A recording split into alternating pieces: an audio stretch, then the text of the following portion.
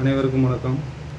தமிழக வெற்றிக் கழகம் விஜய் அண்ணாவுடைய கட்சிக்கு விசில் சின்னம் ஒதுக்கியிருக்கிறதாக செய்தி வந்துக்கிட்டு இருக்கு. ஒதுக்கியிருந்தால் ரொம்ப சந்தோஷம். ஏன்னா தேர்தல் ஆணையத்துக்கிட்ட அவங்களே கேட்டதாகவும் அதுக்காக ஒதுக்கி கொடுத்ததாகவும் சொல்லியிருக்காங்க. ரொம்ப ரொம்ப சந்தோஷம். அவருடைய விசில் சத்தம் எந்தளவுக்கு மக்கள்கிட்ட போய் கேட்க போகுது அப்படின்றதுல தான் இருக்குது. மக்கள்கிட்ட போய் கேட்குமா இல்லை ரசிகர்கள்ட்ட கேட்குமா? அவருடைய ரசிகராக எனக்கு கேட்குது. ஆனால் அது மக்கள்கிட்ட போய் கேட்டு அது ஓட்டாக மாறுமா? அது ரொம்ப ஒரு கேள்விக்குறியாக இருக்குது. ஏன்னா அண்ணன் அவருடைய அந்த தேர்தலுக்கு நான் ஜெயித்தா நான் இந்த மாதிரி மக்களுக்கு நான் செய்வேன், நலத்திட்டங்கள் செய்வேன்னு அந்த அறிவிச்சதோடு அப்படியே இருக்குது. அதுக்கப்புறம் அண்ணன் ஒரு மீடியாவும் பார்க்கல, மக்கள்கிட்டையும் எந்த இதுவும் அதிகமாக பேசலை. ஏன்னா அண்ணன் எப்போ பார்த்தாலும் இப்படியே இருக்காப்புல. இப்படியே இருந்தால் மக்களும் அப்புறம் இப்படியே இருக்க வேண்டியதான். ஏன்னா வெளியில் மக்கள்கிட்ட பேசினா தான் அடுத்து என்ன பண்ண போகிறோம்ன்றது தெரியும். அண்ணன் கூட்டணியில் சேர போகிறாரா அந்த விஷயம் தெரில.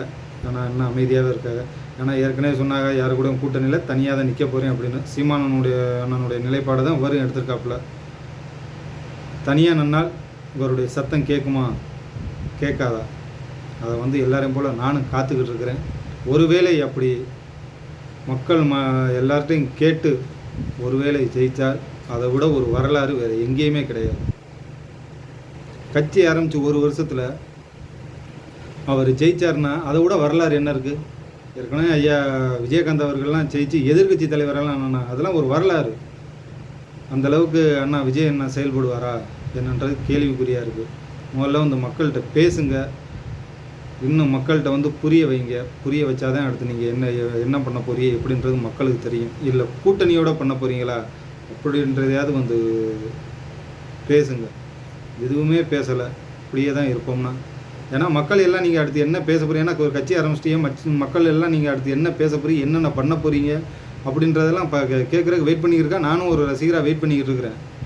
நீங்கள் எதுவுமே பேச மாட்டேன், தேர்தலை மட்டும் நேராக போய் நான் சந்திச்சிருவேன் அப்படின்னா யார் நம்புவா? வெளியில் பேசுங்க. இன்னும் என்னென்ன அறிக்கை விடணுமோ விடுங்க. நாங்கள் இப்படி தான் பண்ண போகிறோம், கட்சியை இந்த நிலைப்பாட்டில் தான் வச்சுருக்கோம் அப்படி சொல்லுங்கள். இல்லை கூட்டணியோடு தான் சேர போகிறோம், இல்லை எங்களுடைய நிலைப்பாடு எப்போவுமே தனியாக தான், நாங்கள் வாழ்வோ சாவோ நாங்கள் தனியாக நாங்கள் பார்த்துக்குறோம் அப்படின்னா அது ஏதாவது ஒன்று சொல்லுங்கள்.